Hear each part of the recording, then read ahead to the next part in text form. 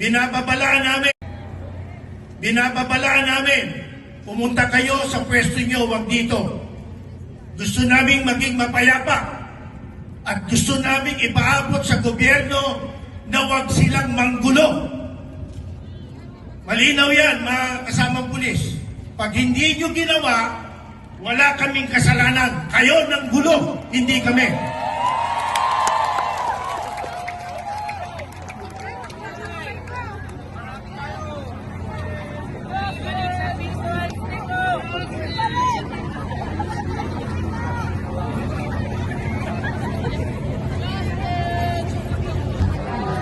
Mga kapulisan, mapayapa ito.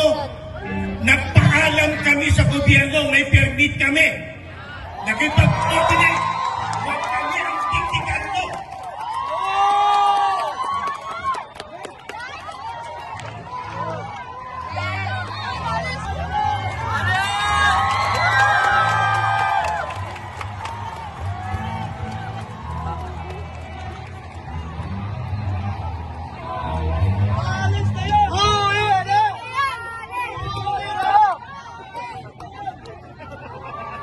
Hayaan nyo, mga kapatid, na umalis silang mapayapa. Hayaan nyo. Sa patay sigaw nyo, umalis silang mapayapa. Sumusunod lang ang mga yan sa order na mali. Do not follow an illegal order.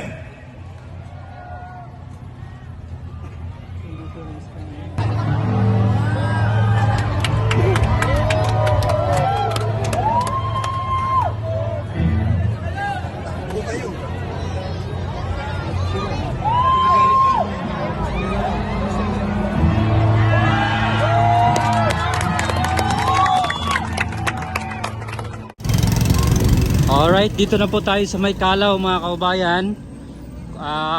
Approaching dito sa Del Pilar, no? Dito sa May National Library. At ayan, yung mga kapatid nating INC, no, tuloy-tuloy pa rin ang pagdating, mga kababayan. Ngayong tanghali, no, alauna daw po mag-start yung kanilang programa na Rally for Transparency and a Better Democracy, no, dito po sa Quirino Grandstand. At sa ngayon ay hindi pa na occupied lahat dito sa May Kalaw. So tingnan natin mamaya, mga kababayan, kung anong update, no, dito. Pero doon po sa loob mismo ng Quirino Grandstand ay halos puno na rin, no, ng mga tao doon sa loob, mga kababayan.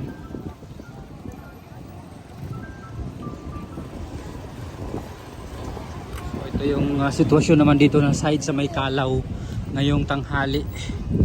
So yung iba ay nakita natin kumakain doon sa mga gilid-gilid. Ay doon kayo na sa May Taft, sa may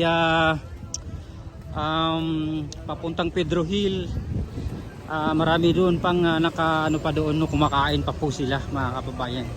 At alam naman natin yung iba dito ay galing po ng malayo pa.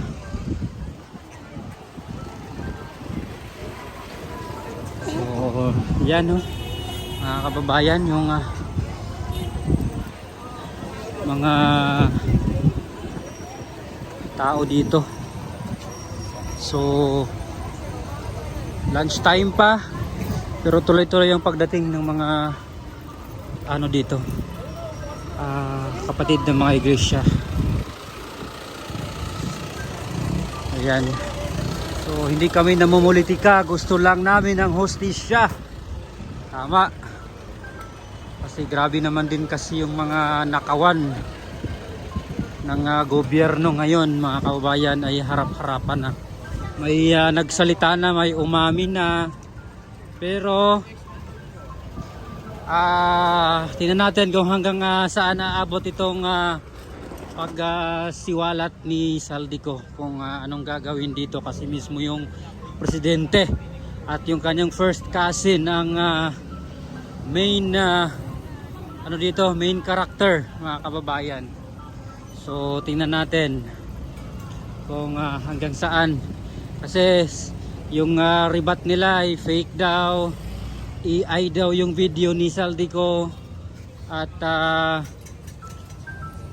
hindi daw sila close ni Presidente at kung ano-ano pa, no? At katang isip yung sabi ng palasyo, katang isip lamang yung mga allegation ni Saldico laban dito kay President Marcos Jr. at kay dating House Speaker Martin Romualdez, mga kababayan. So dito medyo marami-rami na pong tao dito, no? Yung iba dito ay kagabi pa, lalo na yung doon sa mismong Quirino Grandstand, doon po talaga sila nag sleep over na, mga kababayan.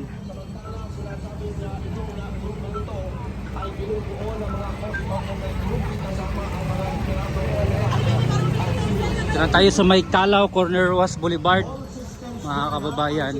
Preparations ng Quezon City Local Government sa isasagawang rally ng grupong United People's Initiative o UPI against corruption sa EDSA People Power Movement.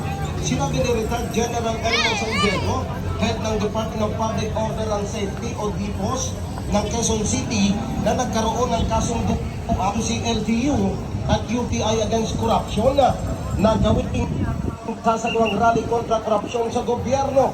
Ayon kay San Diego, tinatayang nasa 300,000 rallyista ang inaasahan na dadagsa sa People Power. Inihayag ni San Diego na isang araw lamang ang permit ibinigay ng UCLGU sa pagdaraos ng rally sa EDSA People Power Monument. Nang gagamitin ay ang kahabaan ng White Plains Avenue at mananatiling bukas ang EDSA northbound.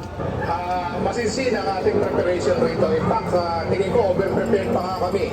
Mas gusto namin yon kaysa naman kulangin kami ng preparation. Dahil halos isang linggo kami nag-uusap-usap sa mga executive ng UPI.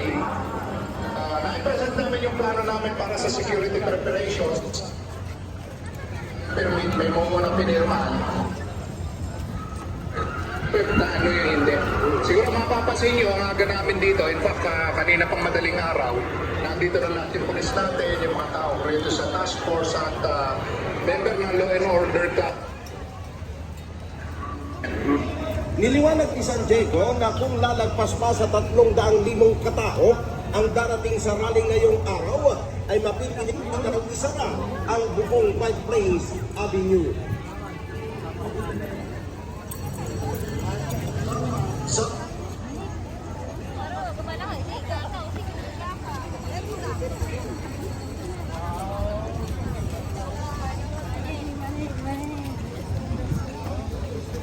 Ayan, no, mga kababayan, tuloy-tuloy yung pagpasok ng tao.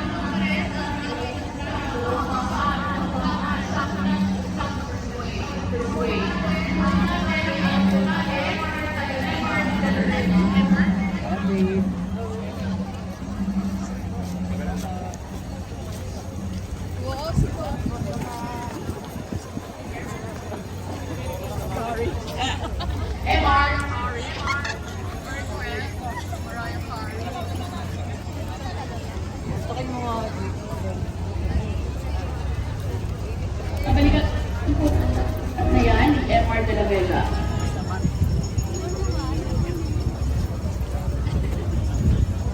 Alright, maraming salamat.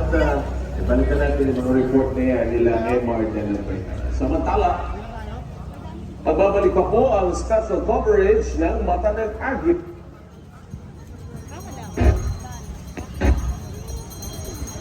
Ayan, mga kababayan, ng tao dito.